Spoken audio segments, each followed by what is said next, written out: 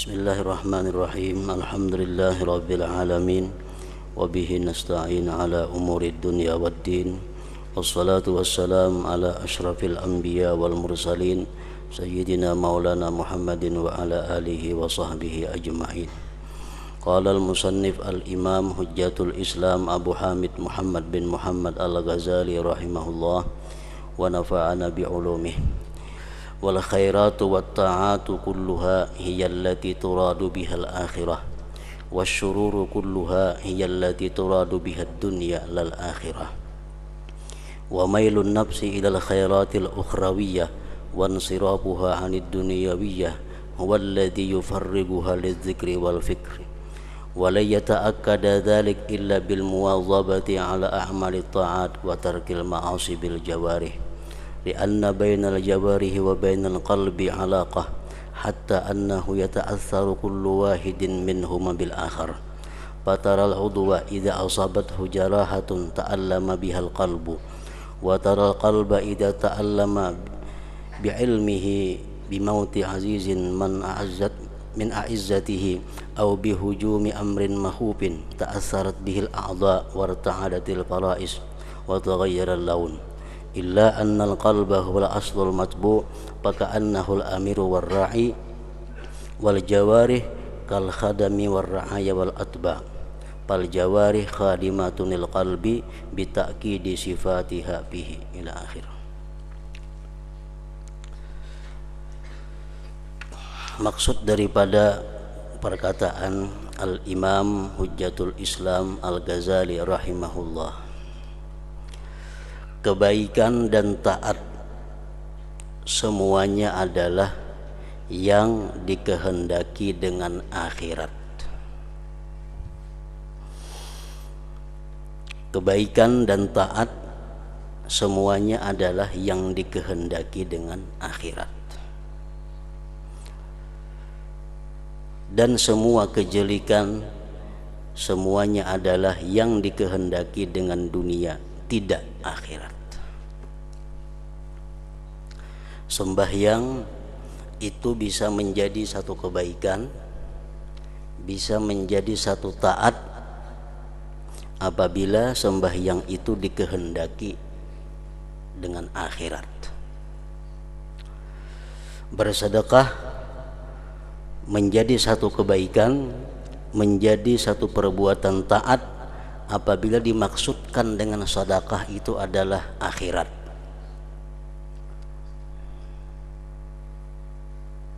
Membaca Al-Quran dan lain-lainnya itu bisa menjadi baik, bisa berubah menjadi taat apabila dikehendaki dengan akhirat.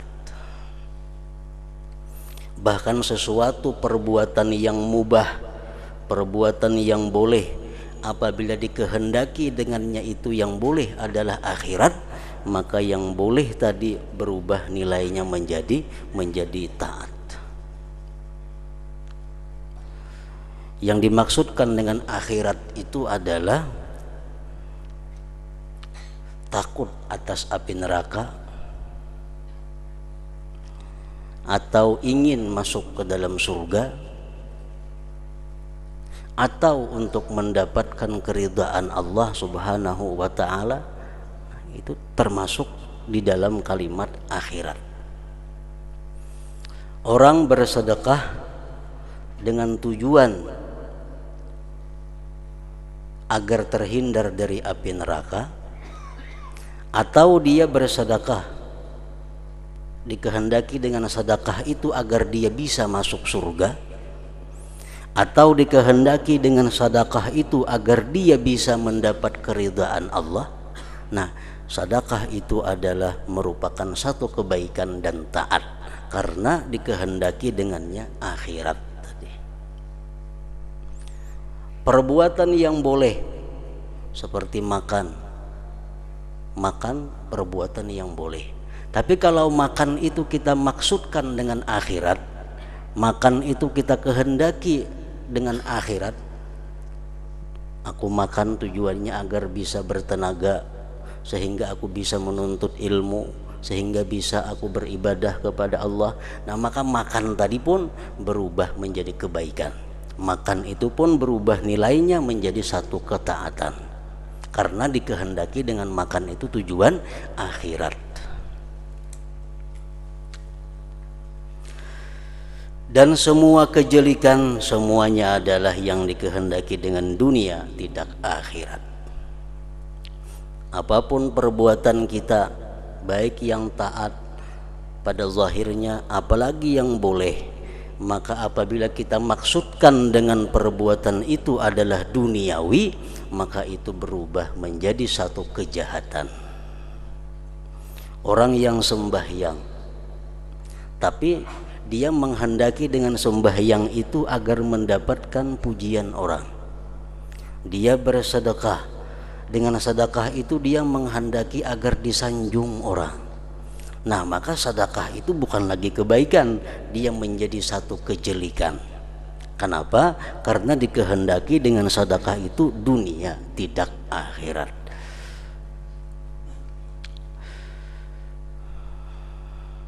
Semua kebaikan dan taat semuanya adalah yang dikehendaki dengan akhirat, dan semua kejelikan semuanya adalah yang dikehendaki dengan dunia, tidak akhirat.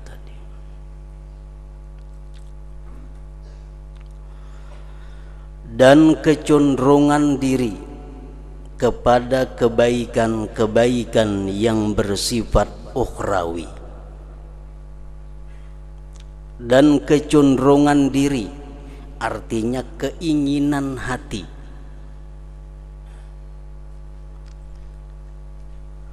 keinginan hati kepada kebaikan-kebaikan yang bersifat ukhrawi.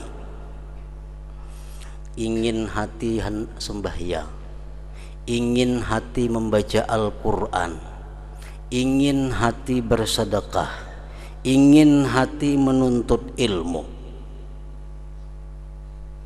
dan berpalingnya hati dari duniawi, berpalingnya hati dari duniawi, itulah yang mengosongkan diri untuk zikir dan fikir. Kayak apa caranya supaya kita bisa berzikir? Kayak apa caranya supaya kita bisa bertafakkur? Itu dimulai dengan kehendak hati kepada yang demikian, dan mengosongkan hati dari sesuatu duniawi. Selama hati kita tidak mengingini kebaikan dan hati kita tidak berpaling kepada duniawi, maka hati kita tidak akan bisa berzikir dan berfikir. Hati kita tidak akan bisa berzikir dan tafakkur.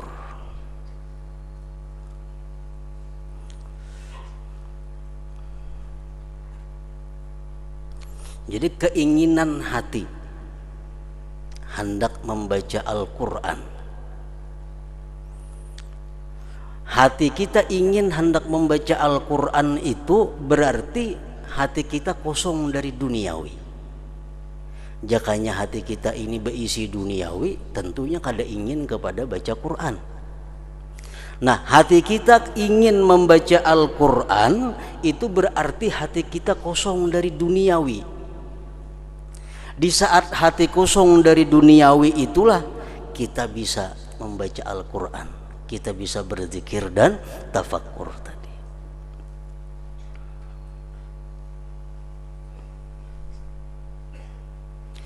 Dan demikian itu tidak menjadi kuat, dan demikian itu tidak menjadi kuat. Keinginan hati untuk kebaikan tadi tidak akan menjadi kuat. Keinginan kita untuk berbuat baik itu tidak bisa menjadi kuat, kecuali dengan mengekali atas amal-amal taat dan meninggalkan perbuatan-perbuatan maksiat dengan anggota-anggota badan. Hati kita ingin membaca Al-Quran, hati kita ingin menuntut ilmu. Nah, keinginan itu supaya kuat mesti dibantu dengan pekerjaan-pekerjaan anggota tubuh yang zahir, dengan menghindarkan diri daripada maksiat-maksiat anggota zahir dan melakukan ibadah-ibadah yang zahir. Kita hendak berbuat baik. Kayak apa kehendak berbuat baik ini supaya kuat? Nah, itu dibantu satu dengan meninggalkan maksiat zahir, yang kedua dengan melakukan taat yang sifatnya liwat anggota zahir. Kita ada keinginan untuk berzikir, ada keinginan untuk berzikir. Nah, supaya kuat keinginan itu, berzikirlah mulut kita. Berzikirlah mulut kita. Allah, Allah, atau la ilaha illallah, la ilaha illallah, la ilaha illallah. Nah, kalimat la ilaha illallah yang keluar di mulut kita itu memperkuat keinginan hati yang ingin berbuat baik tadi. Apabila hati kita berkeinginan berbuat baik, hati kita ingin untuk berzikir, tapi di mulut kita ini mengata sesuatu yang sia-sia. Di mulut kita ini mengata perkataan yang diharamkan Allah. Nah, itu akibatnya akan menghilangkan keinginan berbuat baik di dalam hati tadi, menghancurkan keinginan berbuat baik di dalam hati tadi.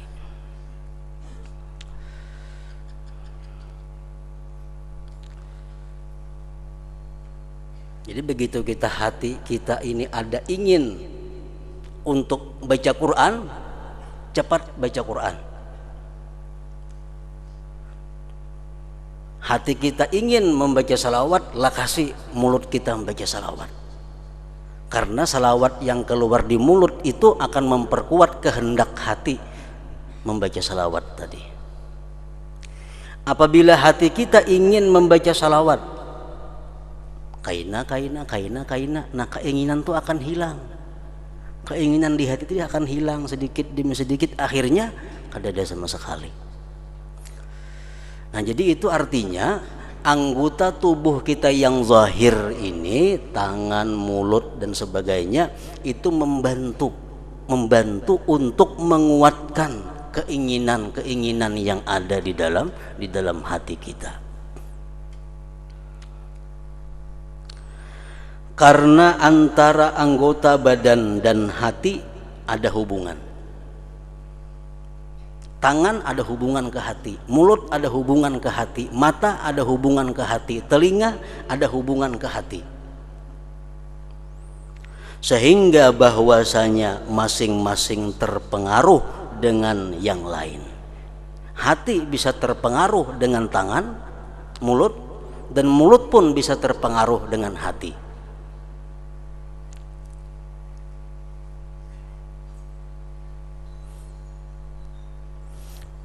Buktinya anggota zahir ini berpengaruh kepada hati dan hati berpengaruh kepada anggota zahir. Buktinya, maka kamu dapat melihat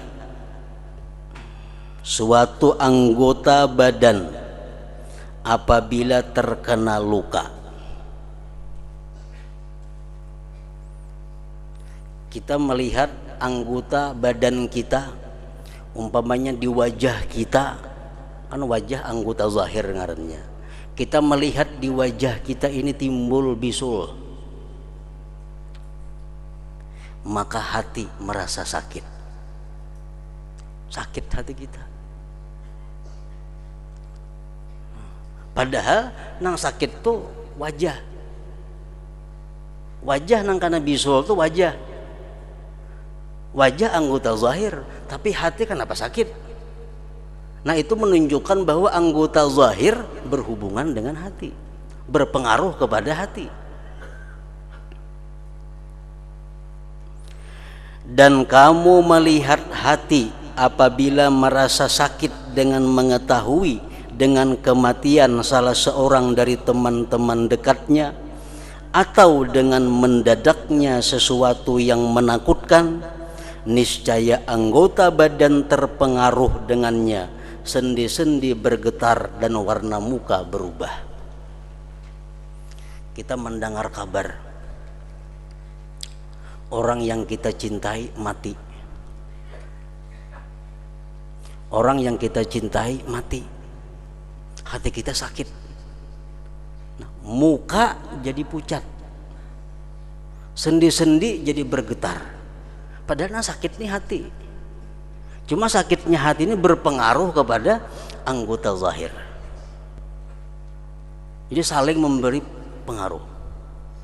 Nah, macam itu juga kalau hati kita ini ada berkeinginan baik, lalu kita laksanakan keinginan baik itu, maka pelaksanaan keinginan baik tadi akan memperkuat kehendak hati berbuat baik.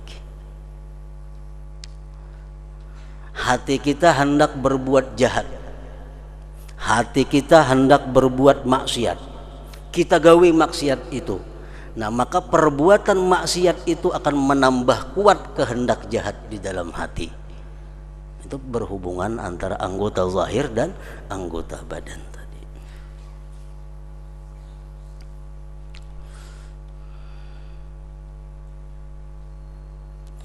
Imam Ghazali mengatakan dalam kitab Ihya Ulumuddin masalah ini, wa kullu syahwatin ittaba'ahal insan irtafa'a minha zulmatun ila qalbi kama yartafi'u an nafasil insan zulmah ila wajhil mir'atis saqilah.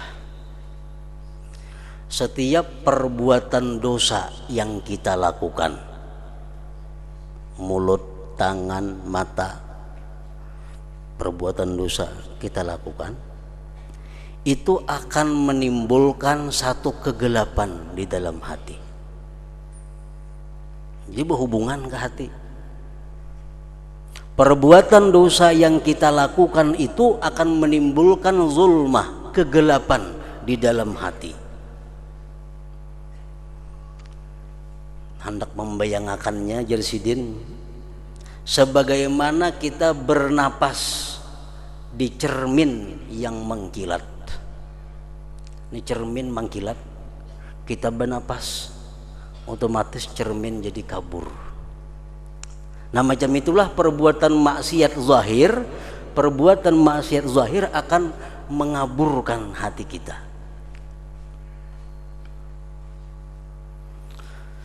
Fa in tarakamat zulmatus syahwat sara raina. Kalau maksiat zahir ini selalu diperbuat, akan bertambah-tambah kegelapan di dalam hati. Kalau kita bernapas terus di cermin nang mangkilat tadi, akhirnya muka kita kada kelihatan lagi. Bernapas terus di cermin nang mangkilat, bernapas, keluar napas, akhirnya cermin nang baik nang mencilang jadi kabur. Nah, bila sudah kalawasan nang demikian itu, maksiatnya sudah kebanyakan, nah maka itu akan berubah menjadi tab'an, menjadi tabiat. Nah, ini yang berat. Menjadi tabiat itu sudah ngalih membuanginya, sulit membersihkannya. Nah, itu pengaruh hubungan antara anggota zahir dan anggota batin hati kita. Melainkan bahwasanya hati itu adalah pokok asal yang diikuti. Hati pokok asal yang diikuti. Maka ia si hati seolah-olah amir dan pemimpin, dan anggota badan seperti pelayan, rakyat dan pengikut. Anggota badan adalah pelayan bagi hati dan penguatan sifatnya pada hati. Jadi tangan ini merupakan prajuritnya si hati, dan tangan ini pun akan memberikan penguatan kepada si hati tadi. Maka hati adalah yang dimaksud. Yang dimaksud adalah hati.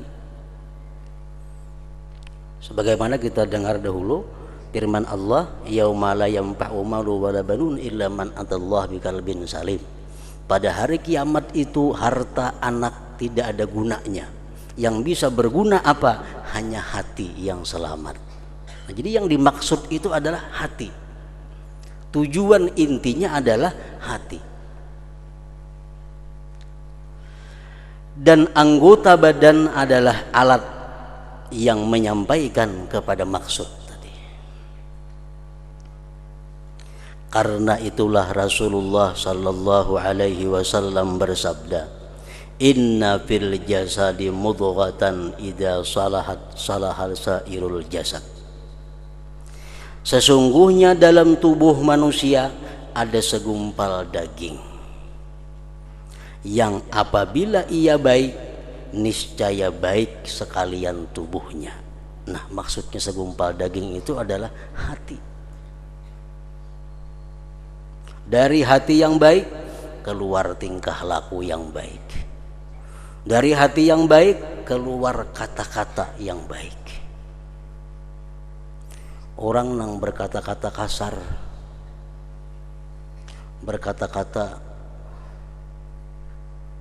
yang kada pantas, itu menunjukkan keadaan hatinya, menunjukkan keadaan isi hatinya. Karena kalau hatinya itu baik, kada akan mungkin kalimat keluar kecuali baik.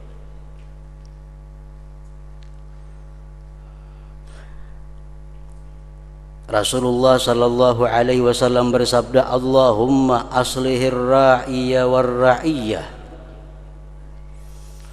Dalam doa beliau, Allahumma aslihir ra'iyya war ra'iyah, artinya ya Allah perbaikilah pemimpin dan rakyat. Ujar Nabi kita, ya Allah perbaikilah pemimpin dan rakyat. Beliau menghendaki dengan pemimpin adalah hati.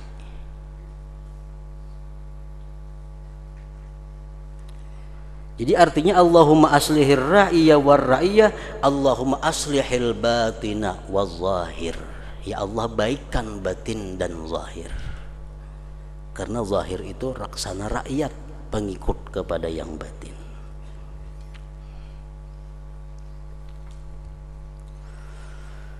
Allah Ta'ala berfirman, la yanalallaha luhumuha wala dima'uha walakin yanaluhu taqwa minkum.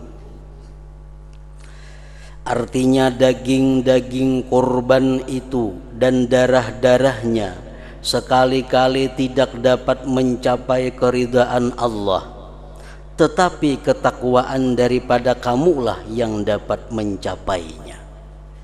Takwa adalah sifat hati. Kita berkurban, nyembelih sapi, darahnya mengalir, dagingnya kita bagi-bagi, sampailah darah dagingnya itu kepada Allah, kada sampai. Nang sampai kepada Allah apa? Takwanya itu.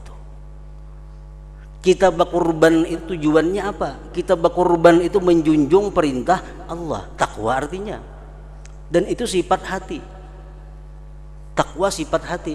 Jadi yang sampai kepada Allah bukan daging kurbannya, bukan darahnya, kulitnya. Yang sampai kepada Allah hanya sifat hati, ketakwaannya.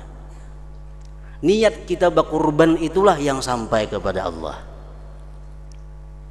Orang yang bukan Islam ini bisa menyembelih sapi, dibagiakannya daging-dagingnya kepada orang-orang miskin. Kan ada harganya. Nah sama orang kita.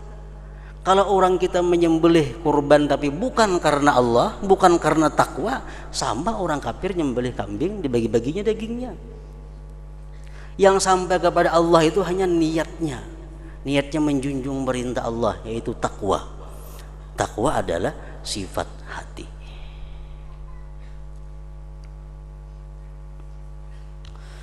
Maka dari segi ini wajib dengan pasti bahwa adalah amal perbuatan hati secara jumlah lebih afdal daripada gerakan-gerakan anggota badan. Di Madinah ada orang muslim mukmin, ada orang munafik. Orang munafik sembahyang ke masjid, Jumat ke masjid. Orang mukmin sembahyang juga. Sembahyangnya sama, sujudnya sama, rukuknya sama, bacaannya sama. Tapi yang sampai kepada Allah sembahyangnya orang mukmin. Kenapa? Karena orang mukmin itu sembahyang adalah niatnya takwa. Sedangkan orang munafik niatnya sembahyang apa? Menjaga keselamatan dirinya daripada ancaman hukuman-hukuman dunia.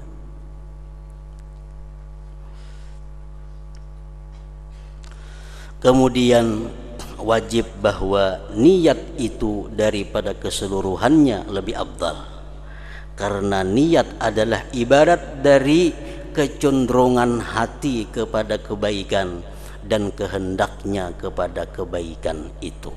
Nah, pengertian niat itu jisidin adalah keinginan hati kepada kebaikan dan kehendaknya kepada kebaikan itu. Tujuan kami dari amal perbuatan dengan anggota badan adalah bahwa hati membiasakan kehendak kebaikan agar ia, si hati, kosong dari nafsu syahwat keduniaan dan ia terjun kepada zikir dan fikir.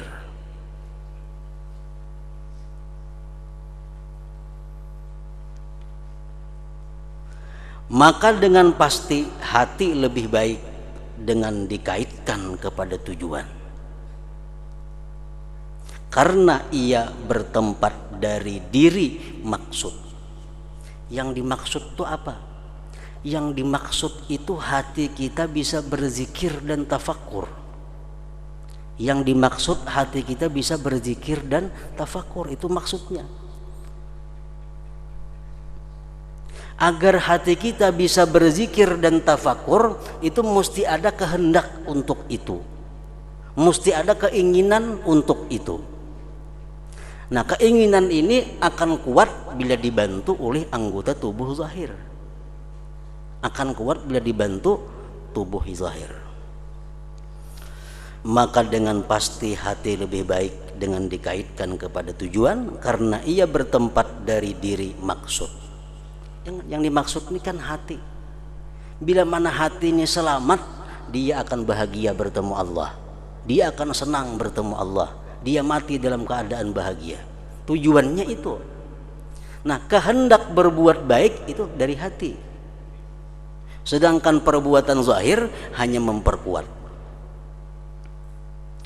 Dan ini sebagaimana perut apabila merasa sakit, maka kadang-kadang ia diobati dengan diletakkan ulisan atas dada, dikasai, dan diobati dengan minuman dan obat yang sampai ke perut. Maka minuman itu lebih baik daripada mengulis dada, karena mengulis dada itu juga yang dikehendaki adalah menjalarnya pengaruh dari dada sampai ke perut. Maka apa yang menjumpai perut, obatnya langsung ditaguk itu. Maka apa yang menjumpai perut itu sendiri itu adalah lebih baik dan lebih bermanfaat. Jadi samuaan, baik niat, baik anggota tubuh zahir, baik amal anggota tubuh zahir, yang dimaksud itu adalah keselamatan hati. Niat tujuannya apa? Supaya hati selamat. Anggota tubuh yang zahir beribadat tujuannya supaya hati selamat, karena hati selamat ini modal untuk akhirat. Nah, niat langsung ke hati, sedangkan anggota tubuh zahir melalui proses hanya sampai ke dalam hati melalui perantara. Maka begitu pula semestinya dipahami pemberian pengaruh taat-taat seluruhnya, karena yang dicari daripadanya adalah merubah hati dan mengganti sifat-sifatnya saja, bukan anggota badan.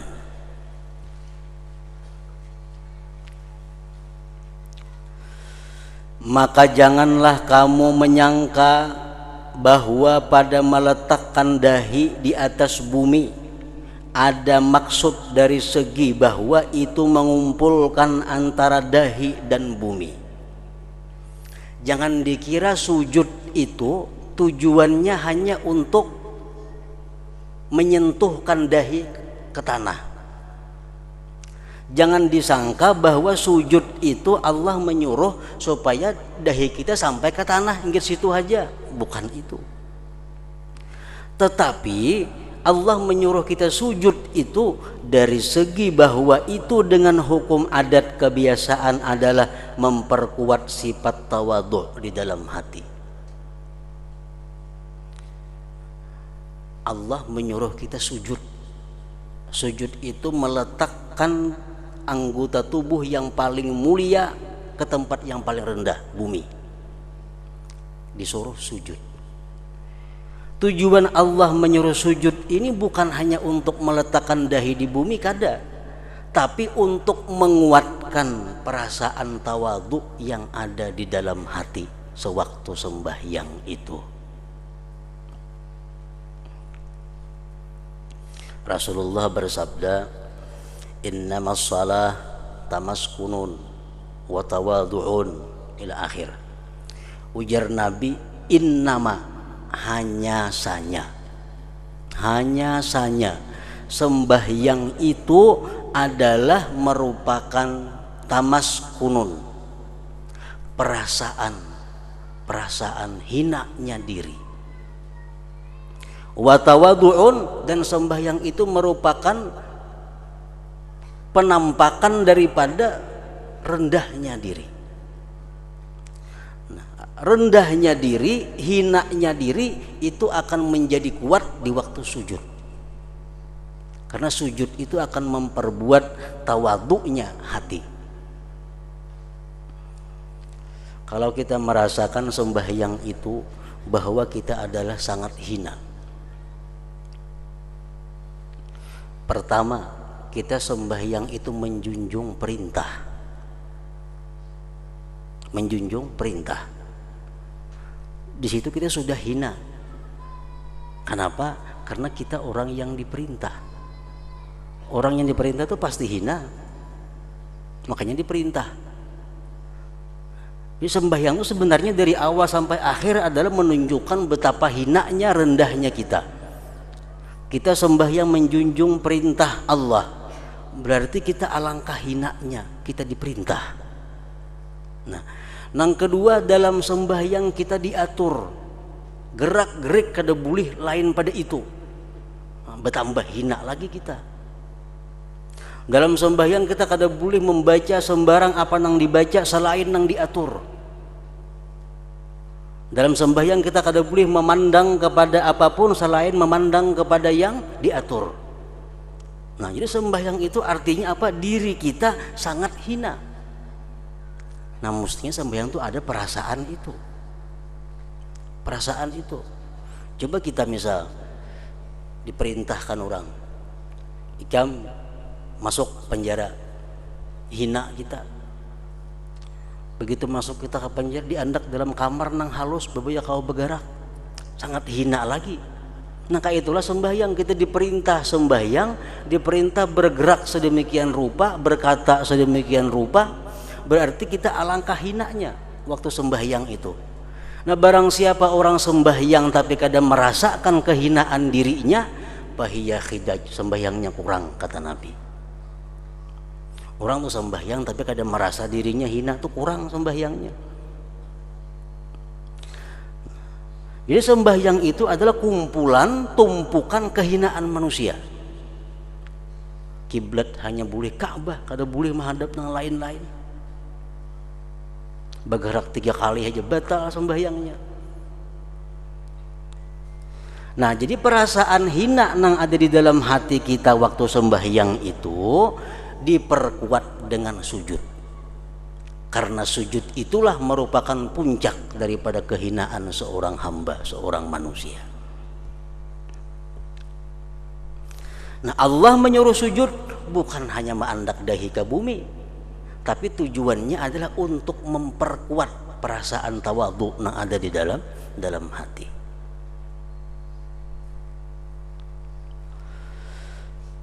Sesungguhnya barang siapa mendapatkan pada dirinya sifat tawadhu, maka apabila ia merasa tenang dengan anggota badannya dan menggambarkannya dengan bentuk tawadhu, niscaya semakin kuat tawadhunya. Semakin kuat tawadhunya. Contohnya lagi, dan barang siapa mendapatkan pada hatinya balas kasihan kepada anak yatim. Dalam hati kita, di hadapan kita ada anak yatim piatu atau anak yatim biasa. Kalau kita kasihan dengan anak yatim itu, hati kita ini maras lawan anak yatim itu. Lalu apabila ia mengusap kepala anak yatim, dipusutnya kepala anak yatim tadi, maka semakin kuat balas kasihan dalam hatinya. Kita ini kasihan dulu anak yatim, kita pusut kepalanya. Nah, gerakan kita memusut kepala ini memperkuat rasa kasihan dalam hati. Karena perbuatan zahir mendukung apa yang di dalam hati. Karena ini amal perbuatan tanpa niat itu tidak memberi faidah sama sekali. Karena barang siapa mengusap kepala anak yatim sedang ia lalai atau menyangka bahwa ia mengusap pakaian, maka tidak tersebar dari anggota badannya bekas kepada hatinya untuk menguatkan balas kasihan. Amunnya itu mengusap kepala anak yatim, tapi hatinya kemanakah kada ke situ? Atau perasaannya yang diusapnya ini kupiah. Nah, itu kada akan memberi bekas kepada menguatkan rasa kasihan dalam hati. Dan begitu pula barang siapa bersujud dengan lalai, sedang ia disibukkan dengan cita-citanya dengan benda dunia, maka tidak tersebar dari dahinya dan peletakannya di atas bumi pengaruh kepada hatinya yang membuat semakin kuat sifat tawadhu'nya. Nyata sujud, tapi rahatan sujud itu hatinya kemanakah? Nah, sujudnya itu kadang akan berpengaruh untuk memperkuat tawadhu dalam hatinya. Maka adanya yang demikian itu seperti tidak ada. Orang tuh sujud tapi hatinya lalai, sama lawan kada sujud. Kada ada bakasnya, kada ada pengaruhnya kepada penguatan sifat tawadhu di dalam hati. Dan apa yang adanya sama dengan tidak adanya, dengan dikaitkan dengan maksud yang dicari itu disebut perkara yang batil. Bila barang toh kadada lawan ada sama, berarti batil ngarannya. Nah, maka dikatakan bahwa ibadah tanpa niat adalah batil. Ibadah tapi kada berniat batil, sama lawan kadada artinya. Ini artinya adalah apabila ia berbuat dengan lalai. Orang tuh maigau dihitunglah ada dosa atau pahala kadada. Guring nyambeti orang nah menggibah tapi maigau kada dapat dosanya. Rahatan guring membaca kitab, membaca Quran tapi nya guring, hatinya lalai, kada akan dapat pahala.